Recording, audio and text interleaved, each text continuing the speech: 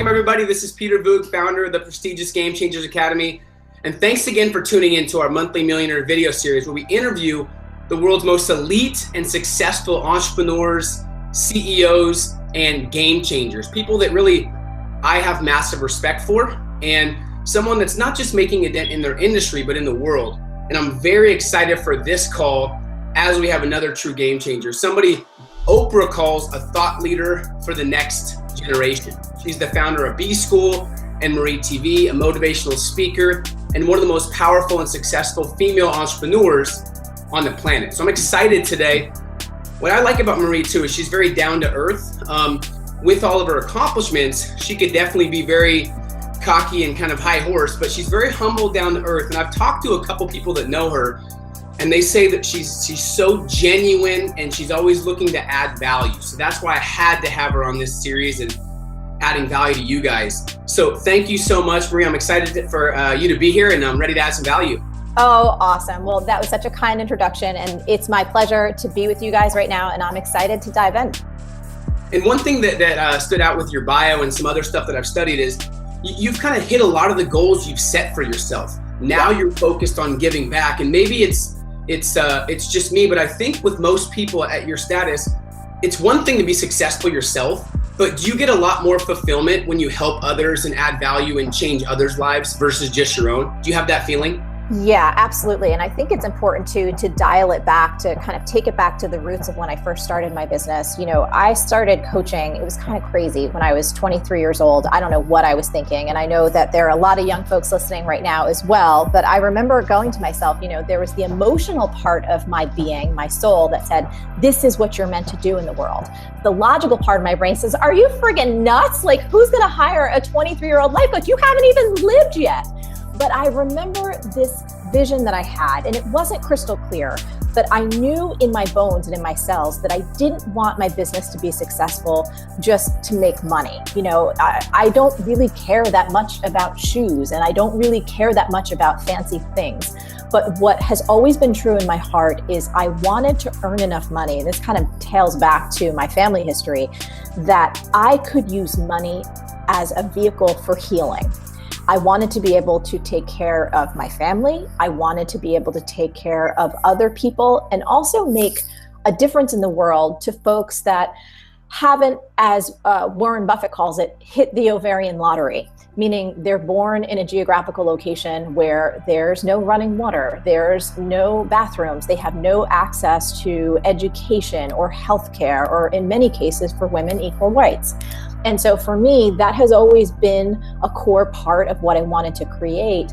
And I'm sure we'll get there as our conversation continues to unfold. But I will tell you that one of the major jumps in my own financial success came when I made a decision, before I had the financial proof for it, to start giving away a portion of my income. And I can remember very clearly when I made that decision. It was at a time when I would open my checkbook every month and I would get scared because there wasn't enough in there to cover the bills. And you know, my business was started, but I was still bartending, I was waiting tables, I was doing assistant work. There was all kinds of things happening in the background in order for me to still figure out how to run this digital business. And again, this is back in like the late 90s, early 2000s, when all this was like, whoa, totally new. And I remember knowing in my heart, I said, if I'm ever gonna cure any of the limitations I have around financial scarcity, I have to start behaving my way into what I know is true in my heart, which is there's more than enough to go around for everyone. So I made myself a promise, and it was at the beginning of a small coaching program. Again, I was doing probably 12 years ago, maybe 15 years ago now.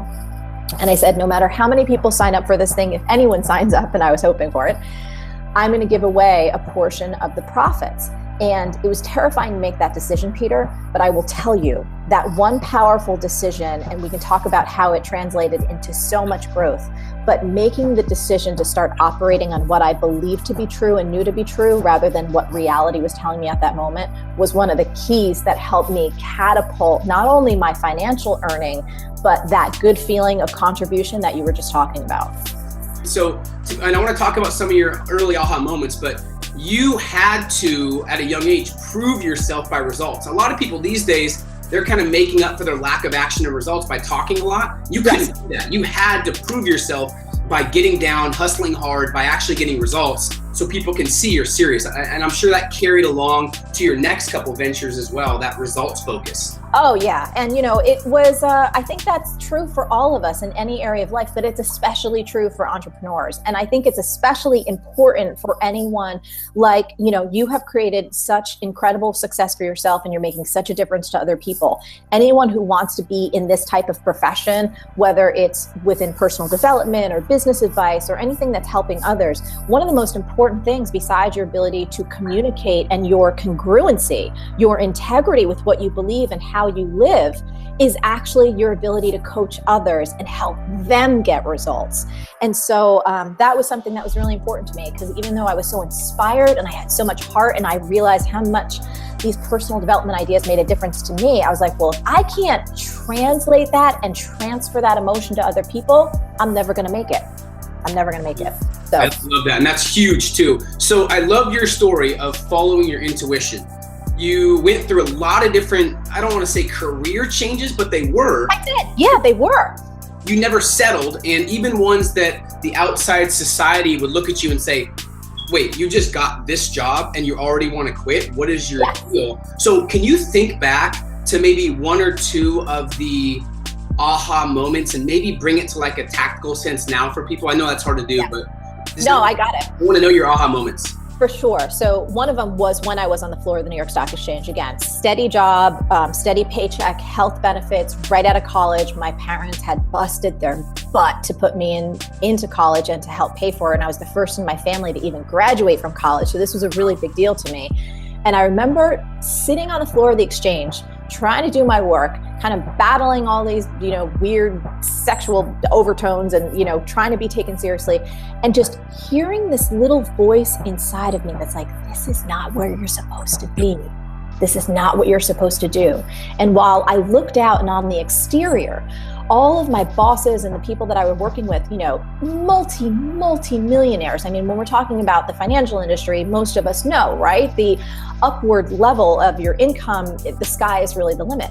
But one thing, Peter, virtually everyone around me was spiritually bankrupt. And I could feel this part of my soul just starting to wither and die. And one of the things that my mom gave me as a gift, and she's still around, thank God, God bless her, I love her. But ever since I was a little girl, she always taught me to listen to that tiny little voice that all of us have inside. And she said, Marie, that little voice will never steer you wrong. And of course, as a young girl, it was always in the context of if somebody drives up and invites you into the car, that little voice says, you should not get in that car, don't do it. But she kept telling me that all throughout high school and college to always trust my intuition. I started out as a psych major. I wound up changing to business. She's like, if that's what you want to do, you got to do it. So I remember on Wall Street feeling like, if I don't quit this and figure out what I'm actually supposed to do in this world, I'm going to set my life on the wrong course. And I don't know if I'm ever going to be able to set it right. And it was terrifying because while that voice was telling me this wasn't what I was supposed to do, it had no answer for what I was supposed to do next. There was no clear direction. Yeah. And I know for many of us, right, we know something's wrong. But what we're staring out to is just an open field of uncertainty. And for human beings, that's a really challenging thing to reconcile, and especially for driven, ambitious people, because we like to control things. We like to have the plan set out. We like to know what we're doing next. But I think a sign of a real game changer, a sign of someone who is going to find the highest levels of their own fulfillment and their own contribution, has to be willing to listen to that voice within. When it says, this isn't right, you have to step away, you have to quit, you have to move on, you have to have a hard conversation, even though you don't know how it's eventually going to turn out, even though you might not have a plan B, you have to trust that voice when it pops up. There's that great Martin Luther King Jr. quote that you have to take the first step. You're not going to see the full staircase, but you have to take that first step and everything else will reveal itself after that. That was one of the lessons that I learned. And for everyone listening, if you keep paying attention, you will hear it. You will know when to let go of that employee who's good, but not great. You will hear that voice when it tells you this relationship, as beautiful as this human being is, they are not my soulmate. I need to leave to make room for something else. This business, as wonderful as it is, there are things that are not aligning, or I feel something coming and I can't predict it. I don't know how to articulate it quite, but I know if I don't make a major move now, I'm going to pay for it down the road. And if anyone listening has ever heard that small voice and not heeded its call, you know the price you'll pay. Did you always listen to it, or did you not listen to it and then start seeing some regret and frustration? So then you're like, I have to do this. Well, I think the answer is a little bit of both. So here's what I mean. Because I had that great gift that my mom gave me, I have always been attuned to what's happening inside. And for me, I'm a very physical person. So we might talk about it, but I had a beautiful career in dance and fitness too, teaching hip hop and doing a lot of things in the fitness world. So for me, physicality is very important. Working out is very important. So I feel things in my body that it gives me information that, Peter, I can't deny. So for instance, on Wall Street, not only was I hearing a small voice, but I was starting to get ill. And I'm not talking about having a cough or a sore throat, but I could feel physically that all the energy was draining out of me and something was not right. So I had to move. But I will tell you this, early on, so I was engaged to be married at about 24 years old. And the person I was engaged to, sweetheart, wonderful human being. He was a great guy. But I started to realize he wasn't my guy. He wasn't the guy that I was supposed to spend the rest of my life with, or spend, have this long-term, certainly not get married and walk down the aisle. And I knew that probably for about 6 months, but I was too chicken shit to do anything about it. You felt bad. I felt terribly guilty. I was doubting myself. I was like, okay, is this just cold feet? What should I do here? So I had that intuitive voice, and the pain continued to increase geometrically until finally I got to the place, and I'm sure many people listening can identify with this one, anything, where the pain gets so great that you tip over and you say, that's it, I can't take it anymore, I have to do something to change this right now. So that was an example of me hearing the whisper, and then the whisper got to a loud talk, the talk got to a yell, and the yell got to a scream, and then an internal implosion where I had to bring it to an end. And then the back's against the wall sometimes, in a way where we try and teach people before your back's against the wall, right? Follow the voice. I love that you said that. But I want to talk about something that's very relevant today in entrepreneurs that I think, obviously, no one's mastered it, but not fearing people. Yes. Not getting caught up in your emotions of others' opinions, even those you care about. I think a lot of entrepreneurs are going through this. Do you have a mechanism? Do you have something you do, a ritual, to where you tell yourself that you do not fear what people think? You don't care if everyone tells you this is bad when your gut says this is good, to follow your heart this way. How do you deal with that? What do you teach entrepreneurs to get over the fear of what others think? That's a great question. So I think you have to have a multifaceted approach. One, the more practiced you are at listening to that inner voice and listening to yourself in the small things, from like what you want for breakfast, when you're going to work out, which workout you're going to do, how you're going to structure your day. The more you kind of trust that internal guidance system on the small things, you develop strength and momentum to start trusting it on the big things. So trusting it daily, listening to it daily, tuning in. I am a huge proponent and a daily practitioner of meditation. I think that is one of the key rituals/habits if you want to be a high performer, and more importantly, a highly fulfilled and satisfied human being on the planet. So that is one ritual that I would recommend to starting to get connected to that voice from the inside out. But in terms of other practical tools and techniques to help strengthen your ability to stay aligned with your own vision and your own path, and be able to really hear what other people have to say, because sometimes criticism is valid, but not let it throw you off. I think there's a couple of different ways that you can go about that. One of the things that I love about everyone listening right now who's a part of your Game Changers Academy, you need community support. We human beings, we are not built to be islands. I think there's this great myth out there, and I understand it to a certain point of view, but that we have to be strong and independent and do everything on our own. And I think that can get you so far, that can get you up in the morning, that can get you maybe started on things, but no one who's accomplished anything that they're remotely proud of does something solo. You have a team, right, Peter? I have a team. There are people, connections, friends, colleagues that you lean on and you talk to other people who don't necessarily want you to go down their path, but they are committed to you staying on yours, those are the kind of people that you have to connect with. You need to have those folks where he's like, you know what, can we talk about this? We do that all the time. I have a certain circle of friends. I'm like, I feel like doing something crazy. They're like, bring it on, girl. Let's hear it. And they will hold that space for me. They'll listen to it. They might say, hey, I have ideas about this side and I have ideas about this side. Would you like to hear them? I'm like, bring it. Never once, though, do they push their agenda on me. They're just there. And sometimes I find this, Peter, and I think this is a really smart tactic. A lot of people have trouble staying in their own lane and staying true when everyone else is telling them no, when they haven't spoken their truth out loud to someone else who really wants to hear it. And that's the value of that support in that community. For me, when I have those tough conversations about something crazy I want to do and everybody tells me that's a little nuts, if I have just one person to talk to who's willing to hear me out, hearing my own voice say it sometimes helps me find my own clarity. And maybe there's a slight little tweak I need to do, or like, you know what, that is kind of too crazy, but this version is the best. And so that's one tactical thing. And I love that you have that available for the folks in your Game Changers community.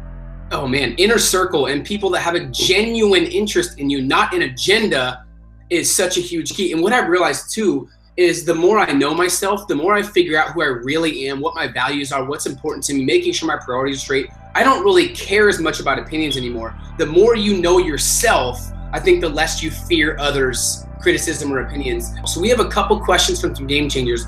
Isabel says, if you were 23 again in this day and age, is there anything you do differently and why? That's a really good question. Yeah. So I don't think I'd necessarily do anything differently, but if I was 23 again, everything would probably happen a lot faster. And the reason I say that is because back then there wasn't like drag and drop website builders, figuring out how to hook up your email and do this and do that and do the other thing, and being able to communicate really with the entire world with practically free tools. So if I were that age again, I would just crank it all up because it would probably happen much faster. But I would also, one of the very good habits that I developed at that age was constantly doing my best to stay humble, to know I always had more to learn, and to constantly try and over deliver when it comes to value, to give people 10 times more than I was ever asking in terms of their time or their money investment. Love it. Sorry, that question was from Adia. Isabel asked a different question. As a busy, for that answer, as a busy entrepreneur, what are your biggest right now health challenges and struggles? Or do you feel like you've really increased your business? Yeah. So health challenges, I will tell you. So a few years ago, I remember just struggling with burnout because there was just so much happening. And I'm Italian, so I love pizza, I love cheese, I love pot, I love food. Food is amazing. But you have to pay attention really, because food is information, and food really informs your energy levels. It informs everything, both in the short term, how you feel on a day-to-day basis, and then cumulatively, you can start noticing some health challenges. And one of the things that I've done in this past year, which I would recommend everyone on this call doing, is starting to get my blood panels done so I could really understand what was happening on the inside of my body and start to pay attention to which foods are helping me to feel more vibrant and alive and clear and energetic? And are there things that I'm doing on a consistent basis that perhaps are damaging when it comes to my clarity and my ability to have energy throughout the entire day and to get really good sleep?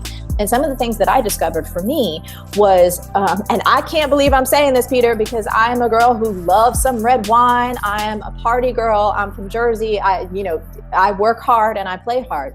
But over the past few months, I've actually eliminated gluten and dairy, coffee and alcohol. And I will tell you, I still party like crazy. I will dance all night long. But those are some of the things that from what I'm taking in perspective have made a huge difference. And then I am always and will always be a huge proponent of near daily exercise. And when I say near daily, I think for all of us, depending on how often you travel, if you've got kids, what happens in your family, you might not be able to do it 5 or 6 or 7 days a week. It may not be possible in your body. You may need to work up to it. But at least 4 to 5 times a week, doing something intense, 30 to 60 minutes, nothing will change your outlook, your performance, your health from the inside out more than that. There's a couple more questions, but I really want to dive into building an online empire, and not just building a website that adds value, that makes you money, but how to rise above the noise. Like, what are the beginning? I mean, Forbes listed your website as one of the top 100 websites for entrepreneurs. Not like some small magazine, Forbes. This was probably right after Oprah said you're amazing. That was probably a crazy thing to get a quote from Oprah, right? We'll talk about that. But how to build an online empire. What are the starting points for you, and how did you differentiate yourself when there was a lot of websites being built? Maybe not when you started, but even now. Sure. Can you kind of talk on that? One of the best marketing lessons that we all need to be reminded of again and again and again. If you're talking to everybody, you're talking to nobody. If you're trying to reach everyone with your product or your service or your brand, you are going to be so vanilla and not cool like Vanilla Ice back in the day. You are just going to be bland, forgettable. And I happen to love vanilla, but it's just going to be boring and in the middle. And more when we're looking at trends when it comes to business and where our world is going, Peter, anyone who's in the middle, whether you're in the middle on your voice, you're in the middle on your price, you're in the middle on the kind of service you deliver, that's it. You're done. You either got to be on one end, which is like extraordinary experience. It might be the highest prices, it might be whatever, but it's got to be different on one end or different on the other. Anytime you're trying to ride that middle line, you are on the road to mediocrity, and before long, your business will fail. Huge. And I had to figure that out the hard way, by the way. A lot of things were staged for me coming up, and some people don't know this, where I would read notes and go up to speak. I cannot go up on stage with notes, even if I tried to, because I want to be so authentic and just my voice. And it just feels better. You feel authentic, you feel more alive. I think you get better content out when you're fully yourself as well. So that's a huge game-changing tip. Now, maybe people on this call don't have a social media following. A lot of people were in brick and mortar making 6 and 7 figures, but now they're doing the online thing because they realize they have to adapt and adjust. We have a lot of questions every mastermind call, every couple weeks, about building a social media following. Where do they start? How are you consistent? Do you invest money to delegate it, or do you go all in yourself even when you don't have time? What's the importance? Can you just speak on, if you're speaking like to people in your B school about social media, what are some tactics that you can give them at different stages in their business regarding social media? I'd love to hear your thoughts. Absolutely. So I think I kind of speak differently on this than many different people. One of my philosophies in life, and I think that this is true in business as well, it's one of the things that's helped us not only maintain a level of excellence in what we do that we strive for. Of course, we're not perfect and sometimes we fail like everyone else, but also allows us to be happy and go deep, is I think less is more. I think when it comes to social media, one of the biggest mistakes that people can make, and this is entrepreneurs at every level, whether they have no social media presence or they're even experienced for a little while, they're trying to be everywhere at once. So every time a new social platform, pops up, it's like, okay, Facebook, and then Twitter, and then Instagram, and then Snapchat, and then Pinterest, and Musical.ly, and all this, they just go across the board. And they're a one-person show or even a 10-person show. You need a whole company to be able to crank out consistent, awesome content and then engage with people on those platforms. You're like a media company. You're not even paying attention to your core products or your services or the marketing that matters. So there's a few different pieces of criteria that I suggest. First of all, if you're just starting out, you're a solo person, or you've got a very small team, think about the platform that matches on these two criteria. What are your strengths when it comes to messaging? Are you really good at quick, witty little phrases? Like Twitter, obviously, it's very character driven, it's very text driven. Of course, there's videos and you can do photos now and stuff like that. But are your people hanging out there, and does it align with your strengths? One of the reasons I do video is because I like being on camera. I had a portion of my career when I was building my coaching business as a fitness instructor and a hip hop teacher. And I have 4 fitness videos out there, and I learned by experience, like, oh, I like teaching people on camera. This is fun. A lot of people are like, Marie, should I start my own online show? It's like, if you hate being on camera, don't do that. You might want a podcast. You might want to just kill it on Facebook. I also think you have to think very strategically about which platform you want to be on that matches where your prospects or your customers are hanging out. So it's look at your demographic. I mean, I think Facebook is just extraordinary for the granular level of targeting that you can do. It's unbeatable for the speed with which you can not only put up posts, but I think a better use of your money on Facebook, quite frankly, is advertising. I think advertising is where it's at on Facebook, and that just keeps getting better.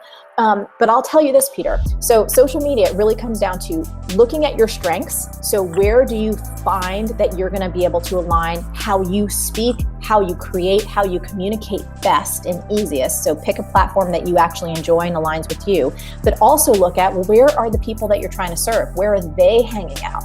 Obviously, Instagram skews a little bit younger than Facebook, Snapchat a little bit younger than that, so you have to pay attention to all of these kind of moving targets. Those are a couple of things, but then I would also say less is more. I would rather see someone crush it on Instagram, which is / Facebook now because they're combined, rather than trying to be everywhere and flittering things and making themselves crazy and not really having an impact. So rather than go surface level on a bunch of places, choose 1 or 2 platforms that really match your strengths, where you can reach the people you want to reach, and then crush it and experiment. And by the way, don't feel like if you get into a platform and you wind up hating it, it's just like the drudgery for you and you can't be flexible enough to figure out how to make it work. Drop it like a hot potato. Like, move on to the next thing, try something else. But I do think the biggest mistake people make is trying to be everywhere and not really being anywhere. And they're not deep in anything, it's just surface level. Early on, when you had limited funds, what did you choose to invest in to grow your business? Or did you invest the money that you're making back in the business? Did you have someone help you at the beginning? Yeah. What was the early stages of when you had limited funds? So I was deep in debt and I think over $10,000 in debt after college. So I had no money. I was living paycheck to paycheck. I would work bartending, waiting tables, being a personal assistant, and I would fund all of that back into the business. So what that looked like at that time was getting my website up and going, was having an email service provider, just having the basic tools to be able to communicate out to others. And then also at that time, needing to get a merchant account. Again, this is before Stripe and everything like that. So just having the very foundational basics to run the business and then just pay my bills, again, eating the mac and cheese. But I kept working to fund my business. I've never had any outside investment. I've never taken a loan or anything like that. I was willing to go slow. I'm fine with being the turtle. I am totally comfortable with being the slowest girl on the block, because what I have more than anything else is stamina. I will outlast. I will stay and keep it slow and steady. And I recommend that for many folks who, particularly maybe like me, who have a lot of risk averseness, and I don't like other people being able to dictate what I do. So that's why I don't take anyone's money. And it's an instant gratification world. So just to hear that, I think, is going to help people be more aware, because when you have stamina and you don't need the instant results, instant gratification, you're going to win. Vince, already successful, but he wants to learn how to attract and retain clients. How do you retain and attract key clients? There is an art and a science to marketing, right? There are skills to learn, but that transparency and that total honesty, and Peter, this is the other thing, that total commitment to having your customer's best interest at heart. If you genuinely have that, you genuinely communicate that to people and they know it, like they feel it in their bones, that is the foundation. You can learn every trick there is in the book. This is why I focus more on foundational teachings rather than like tactics and strategies and platforms. Because here's the thing. What have we seen over the past 5 years? Platforms change every single day. The tactics change every single day. You know what doesn't? Human psychology and human heart. And if you understand how to connect with people, you understand how to be honest and forthright and completely transparent, it doesn't matter how many evolutions marketing platforms or strategies go through. People will trust you and buy from you because they can trust you and they want to buy from you. Huge. I mean, there's so much value in this. And I know we both talked about maybe doing 45 minutes, but if the value, I could talk for hours. So people are loving this call, by the way. Thank you so much for just being a genuine human being and making a difference in the world. There's 2 simple questions and then we'll stop. Is that cool? Sure, of course, absolutely. So this is a good one that I'm curious about too. Sure. Kathleen asked, what value should a brick and mortar focus on in this day and age where everyone's going online shopping? Yeah, Okay, this is a great question. So in my opinion, it is all about, especially if you're a brick and mortar, how can you create an extraordinary experience? So I'm going to give you 2 examples just from my day-to-day life. So right now I'm out in California and I'm out in Venice. And there are 2 grocery stores here. One is called Whole Foods and one is Erewhon. When you walk in, it's like an experience, right? And with food, of course, we all need food every day. And particularly in Erewhon, the way that they arrange things, the way that the music is, the way that all of the staff is really there to like genuinely help you. The other day, I'm like, where can I find the aloe vera? And it wasn't like aisle 6. He was like, oh, you know what? That's such great stuff. Come, I'll show you where it is. He like dropped the stuff he was stocking, walked me all the way over, said, these are really, here's what it is. This one's our most popular. This is the best. So for Kathleen and for anyone, thinking about your store as an experience. What's the lighting like? What is the music like? Is it the kind of vibe where you should have candles? Is it the kind of vibe where you might want to invite in someone to, give away some free healthy snacks? I don't know. I don't know what you do. If it was in the sporting goods, is there a way that you can have demos? Is there a way it could feel like, you can try stuff, and the music and the lighting is all creating this visceral experience. That's what will make people leave their houses, is to get an experience, because increasingly we can shop for all the silly shit online. All the daily stuff can just come to us from Amazon. But if you can figure out how to create an experience of where people want to bring their friends or just hang out in your store and your vibe, that is what's going to make the difference moving forward. And we all know this, right? Like Amazon's starting to do pop-up shops. They're starting to get into the experience business a little bit. So you have to pay attention to those trends and be smart. It is all about experience. Well, I appreciate your time. Any final words that maybe you would tell your younger self, or you want to tell these driven entrepreneurs that might want to do similar things? They have this calling, they have this deep nagging pull to make a difference, but they might not have the confidence or the exact avenue yet. What's your final words that you want to share with someone if you were sitting across from them face to face to end this? I would say to listen to that desire within your soul that says, I want to make a difference, and start now. Start before you're ready. You don't necessarily have to start your own 501(c)(3) or nonprofit, but get involved in an organization that you feel aligned, that they are doing work in the world that you also believe in. So whether that's tackling poverty here in the States or tackling extreme poverty on a global scale, whether it's women's rights or the environment or entrepreneurship, there are so many different areas, Peter, that those of us listening to the call, again, most of us have hit the ovarian lottery. We have been born into a level of wealth, even if you were born into nothing, even if you struggled, that we can't even imagine what some others go through. And I think it's our responsibility and our opportunity to use our lives right now to make a difference to others and to help lift everyone up. You don't need to be making $1 million. Hell, you don't even need to be making $100,000 to be able to use your time and your attention and your heart to lift up another human being. So more important than any marketing strategy, more important than any mindset to help yourself, find a way to contribute to others on a consistent basis, and it will impact your entire life. Huge. Well, I want to genuinely appreciate you for taking the time out of your busy schedule and for leading by example. And you're not just a world-class entrepreneur, a world-class wife, you're a world-class person, which is what everyone should strive to be. So I appreciate you. Let me know if I could do anything to add value to you. I would recommend guys checking out her website. We'll put it below, marieforleo.com. And then B School is coming out in February. We're going to link that up as well.